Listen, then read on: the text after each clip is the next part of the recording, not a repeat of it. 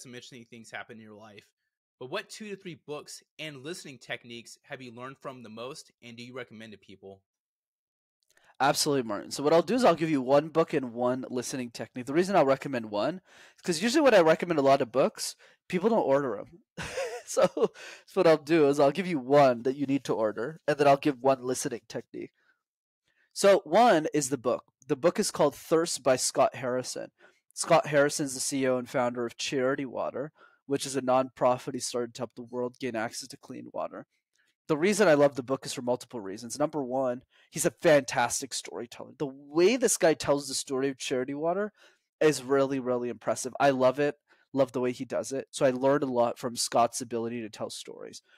The second piece is that he's a great reminder that anyone in the world can make an impact. Like this guy went from being a nightclub promoter in New York City, Martin, to building the America's largest water charity that raised like $100 million in the last 12 months alone. So it's absolutely wild, right? And the third piece is a quote from the book that I'll never forget for the rest of my life. And the quote is, "The goal is not to live forever, but rather create something that will." And that would be my favorite book recommendation. In terms of listening, here's what I'll say. So a lot of people say you need to get better at listening, right? You got 2 ears and 1 mouth for a reason. You got to listen twice as much as we speak, which I'm not doing that great of a job of today because I'm the podcast guest, so I got to yap today. But in the context of listening, what I feel is missing in the space is, how do I actually get better at this?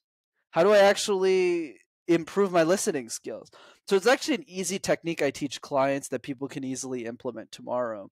And you're doing this in part because you're a podcast host, but obviously most of us aren't podcast hosts, including me. So there has to be a workaround. So here's the workaround. I call it the goals call.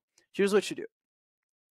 You message your best friend, like your growth friend, somebody who likes growing, somebody who's listening to this podcast with you, essentially. Somebody who likes this stuff, who's listening to all these fun things, always wants to get better.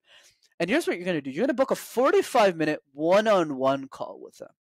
And you're going to ask them their top 3 goals for this year and why those goals are important to them. So what that person's going to do for the next 2 minutes, Martin, is they're going to write down what their goals are, why they're important. They're going to tell you. But there's 2 rules to that call. Okay, the first rule is that you are not allowed to give advice. You're not allowed to give advice to that person on the call. There's 3 rules, excuse me. The second rule is you're allowed to restate. So let's say you tell me your goals. I can say something like, "Okay, Martin, what I heard were this is your goals, this is your goals, this is why it's important. Did I get that correctly?" And they go, "Yes, and you missed this." And then I type it out. And then the third thing, which is the third rule, is I'm only allowed to ask clarifying questions. So let's say one of your goals is to grow your podcast. So a follow-up question that I would ask you is, by how many downloads? How many downloads are you doing right now? Okay, gotcha. What does success look like to you? Where do you see the podcast in the next 3 to 5 years?